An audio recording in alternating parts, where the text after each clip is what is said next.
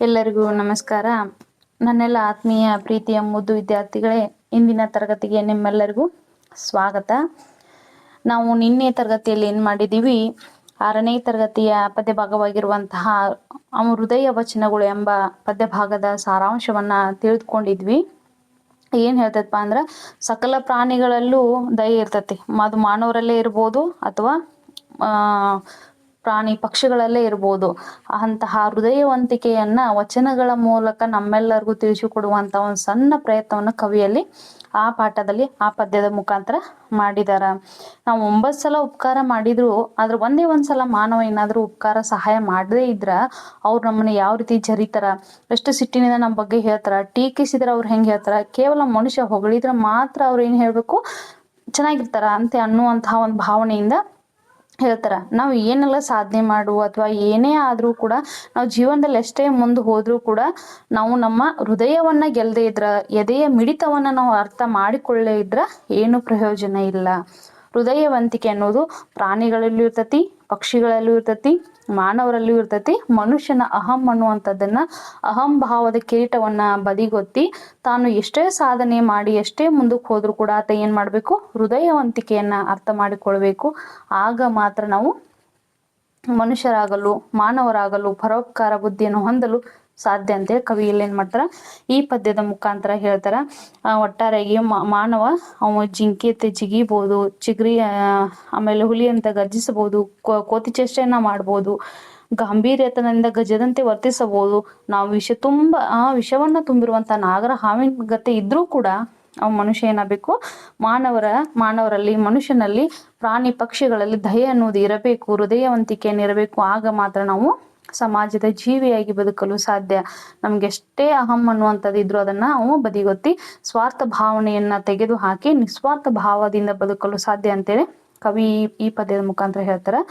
ಇದನ್ನೆಲ್ಲ ನಾವು ನಿನ್ನೆ ತರಗತಿಯಲ್ಲಿ ಚರ್ಚೆಯನ್ನ ಮಾಡಿದ್ವಿ. ಇಂದಿನ ತರಗತಿಯಲ್ಲಿ ಏನ್ ಮಾಡೋಣ ಮಕ್ಕಳೇ, ಹೃದಯ ವಚನಗಳು ಪದ್ಯದ ಸಂಪೂರ್ಣ ಪಾಠದ ಪ್ರಶ್ನೋತ್ತರಗಳನ್ನ ಚರ್ಚೆ ಮಾಡೋಣ ಬನ್ನಿ. ಪದ್ಯ ಭಾಗ 7. ಪದ್ಯದ ಹೆಸರು ಹೃದಯ ವಚನಗಳು. ಕೃತಿಕಾರರ ಹೆಸರು ಅಮೃತ ಸೋಮೇಶ್ವರ. ಅಭ್ಯಾಸಗಳು: ಪದಗಳ ಅರ್ಥ ಬರೆಯಿರಿ. ಪದಗಳ ಅರ್ಥ ಬರೆಯಿರಿ.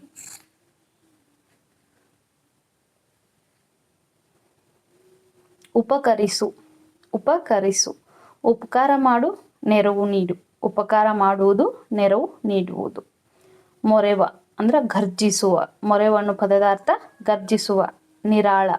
ಶಾಂತಿ, ನೆಮ್ಮದಿ. ಶಾಂತಿ, ನೆಮ್ಮದಿ. ಸಾಧಿತ ಅಂದ್ರೆ ಸಾಧಿಸಿದ. ಸಾಧಿತ ಅನ್ನೋ ಪದದ ಅರ್ಥ ಸಾಧಿಸಿದ. ಬಹುರೂಪಿ. ಬಹುರೂಪಿ ಹಲವು ರೂಪಗಳಿಂದ ಕೂಡಿ ಕಾಣಿಸಿಕೊಳ್ಳುವಾತ. ಹಲವು ರೂಪಗಳಿಂದ ಕೂಡಿರುವಂತಹ ವ್ಯಕ್ತಿ ಅಂದ್ರೆ ಹಲವು ರೂಪಗಳನ್ನು ಹೊಂದಿರುವಂತಹ ಒಬ್ಬ ವ್ಯಕ್ತಿ ಅಂತ ಅರ್ಥ. ಕೊಟ್ಟಿರುವ ವಚನವನ್ನು ಪೂರ್ಣಗೊಳಿಸಿರಿ. ಕೊಟ್ಟಿರುವ ವಚನವನ್ನು ಪೂರ್ಣಗೊಳಿಸಿರಿ.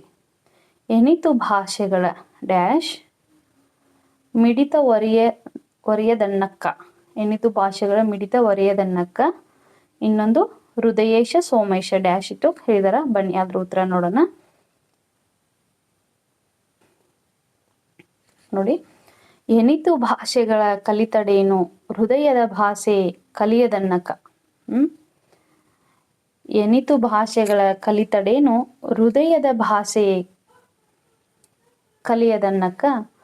ಎನಿತು ನುಡಿಗಿ ಸಡಗರ ತೋರ್ದಡೇನು. ಎನಿತು ನುಡಿಗಿ ಸಡಗರ ತೋರ್ದಡೇನು, ಎದೆಯ ಮಿಡಿತ ಒರಿಯದನ್ನಕ.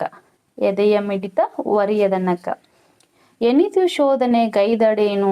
ಎನಿತು ಶೋಧನೆ ಗೈದಡೇನು, ಹೃದಯ ಶೋಧನೆ ಗೈಯದನಕ. ಹೃದಯ ಶೋಧನೆ ಗೈಯದನಕ. ಎನಿತು ಸಾಧನೆ ಗೈದಡೇನು.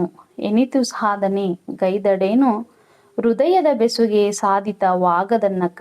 ಹೃದಯದ ಬೆಸುಗೆ ಸಾಧಿತವಾಗದನ್ನಕ. ಇವೆಲ್ಲಕ್ಕೂ ಜೀವ ಭಾವದಾತ ನೀನೇ ಕನ ಹೃದಯೇಶ ಸೋಮೇಶ. ಇವೆಲ್ಲಕ್ಕೂ ಜೀವ ಭಾವದಾತ ನೀನೇ ಕನ ಹೃದಯೇಶ ಸೋಮೇಶ. ಮುಂದೆ ನೋಡಿ, ಈ ಕೆಳಗಿನ ಪ್ರಶ್ನೆಗಳಿಗೆ ಒಂದು ವಾಕ್ಯದಲ್ಲಿ ಉತ್ತರಿಸಿ. ಕೆಳಗೆ ಕೊಟ್ಟಿರುವಂತಹ ಕೆಲವೊಂದು ಪ್ರಶ್ನೆಗಳಿಗೆ ಒಂದು ವಾಕ್ಯದಲ್ಲಿ ಉತ್ತರಿಸಿರಿ. ಮೊದಲನೆಯ ಪ್ರಶ್ನೆ, ಯಾವ ಚಾಳಿಯನ್ನು ದೂರವಿಡಿ ಎಂದು ಅಮೃತ ಸೋಮೇಶ್ವರರು ಹೇಳುತ್ತಾರೆ? ಯಾವ ಚಾಳಿಯನ್ನು ದೂರವಿಡಿ ಎಂದು ಅಮೃತ ಸೋಮೇಶ್ವರರು ಹೇಳುತ್ತಾರೆ? ಉತ್ತರ, ಓಲೈಕೆಯ ಚಾಳಿಯನ್ನು ದೂರವಿಡಿ ಎಂದು ಅಮೃತ ಸೋಮೇಶ್ವರರು ಹೇಳುತ್ತಾರೆ. ಓಲೈಕೆಯ ಚಾಳಿಯನ್ನು ದೂರವಿಡಿ ಎಂದು ಅಮೃತ ಸೋಮೇಶ್ವರರು ಹೇಳುತ್ತಾರೆ. ಎರಡನೇ ಪ್ರಶ್ನೆ, ಹೃದಯದ ಬೆಸುಗೆ ಸಾಧಿತವಾಗುವುದು ಯಾವಾಗ? ಹೃದಯದ ಬೆಸುಗೆ ಸಾಧಿತವಾಗುವುದು ಯಾವಾಗ? ಉತ್ತರ, ಹೃದಯದ ಭಾಷೆ ಕಲಿತಾಗ, ಹೃದಯದ ಮಿಡಿತ ಅರಿವಾದಾಗ, ಹೃದಯೇಶ ಸೋಮೇಶನ ಅನುಗ್ರಹವಾದಾಗ ಹೃದಯದ ಬೆಸುಗೆ ಸಾಧಿತವಾಗುತ್ತದೆ. ನೋಡಿ, ಉತ್ತರ ಇನ್ನೊಮ್ಮೆ ಹೇಳ್ತೀನಿ. ಹೃದಯದ ಭಾಷೆ ಕಲಿತಾಗ, ಹೃದಯದ ಮಿಡಿತ ಅರಿವಾದಾಗ, ಹೃದಯೇಶ ಸೋಮೇಶನ ಅನುಗ್ರಹವಾದಾಗ ಹೃದಯದ ಬೆಸುಗೆ ಸಾಧಿತವಾಗುತ್ತದೆ. ಮೂರನೆಯ ಪ್ರಶ್ನೆ, ಅಂಕಿತ ನಾಮವು ವಚನದ ಯಾವ ಭಾಗದಲ್ಲಿ ಬರುತ್ತದೆ? ಅಂಕಿತ ನಾಮವು ವಚನದ ಯಾವ ಭಾಗದಲ್ಲಿ ಬರುತ್ತದೆ? ಉತ್ತರ, ಅಂಕಿತ ನಾಮವು ವಚನದ ಕೊನೆಯ ಸಾಲಿನಲ್ಲಿ ಕೊನೆಯ ಪದವಾಗಿ ಬರುತ್ತದೆ. ಅಂಕಿತ ನಾಮವು ವಚನದ ಕೊನೆಯ ಸಾಲಿನಲ್ಲಿ ಕೊನೆಯ ಪದವಾಗಿ ಬರುತ್ತದೆ. ನಾವು ಮೊದಲು ಯಾವ ಭಾಷೆಯನ್ನು ಕಲಿಯಬೇಕು? ನಾವು ಮೊದಲು ಯಾವ ಭಾಷೆಯನ್ನು ಕಲಿಯಬೇಕು? ಉತ್ತರ, ನಾವು ಮೊದಲು ಹೃದಯದ ಭಾಷೆಯನ್ನು ಕಲಿಯಬೇಕು. ನಾವು ಮೊದಲು ಹೃದಯದ ಭಾಷೆಯನ್ನು ಕಲಿಯಬೇಕು. ಜನ ಕೆರಳಿ ಜರೆಯುವುದು ಯಾವಾಗ? ಜನ ಕೆರಳಿ ಜರೆಯುವುದು ಯಾವಾಗ?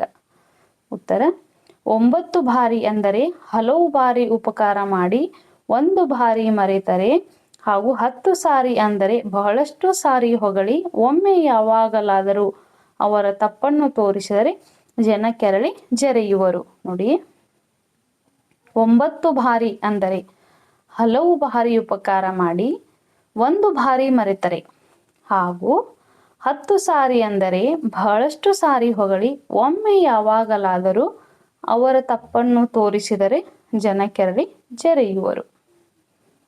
ಈ ವಚನವನ್ನು ಕಂಠಪಾಠ ಮಾಡಿರಿ. ಕೆಳಗಡೆ ವಚನ ಕೊಟ್ಟಾರ, ಅದನ್ನು ನಾವೇನು ಮಾಡಬೇಕು? ಕಂಠಪಾಠವನ್ನು ಮಾಡುವುದು. 9 ತಡವೆ ಡ್ಯಾಶ್ ಹೃದಯೇಶ ಸೋಮೇಶ. ಉತ್ತರ ನೋಡೋಣ ಬನ್ನಿ. 9 ತಡವೆ ಉಪಕರಿಸಿ ತಪ್ಪಲು, ಮೊದಲಿನೆಲ್ಲವ ಮರೆಯುವರಯ್ಯ. 10 ಬಾರಿ ಮೆಚ್ಚಿ ಮತ್ತೊಂದು ಬಾರಿ ಟೀಕಿಸಲು ಕೆರಳಿ ಜರೆಯುವರಯ್ಯ. ಸ್ತುತಿಗೆ ತಲೆಯೊಲೈಸಿ ನಲಿದೊಲೆಯುವುದಯ್ಯ. ಲೋಕ ಓಲೈಕೆಯ ಚಾಳಿಯ ದೂರಿಸಲಯ್ಯ.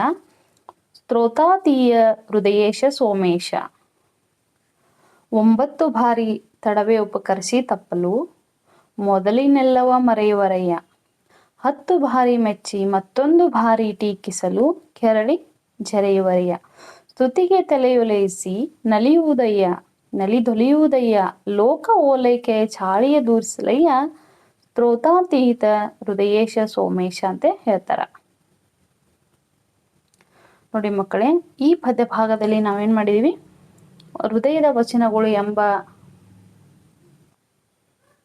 ಪದ್ಯ ಭಾಗದ ಪ್ರಶ್ನೋತ್ತರಗಳನ್ನ ಚರ್ಚೆಯನ್ನು ಮಾಡಿದ್ದೀವಿ. ನಿಮಗೆ ಏನಾದರೂ ಗೊಂದಲವಿದ್ದರೆ, ಸಂಶಯವಿದ್ದರೆ ಕಮೆಂಟ್ ಬಾಕ್ಸ್ದಲ್ಲಿ ತಿಳಿಸ್ರಿ. ಹೇಳುವಂತಹ ಪ್ರಯತ್ನವನ್ನ ಮಾಡ್ತೀನಿ.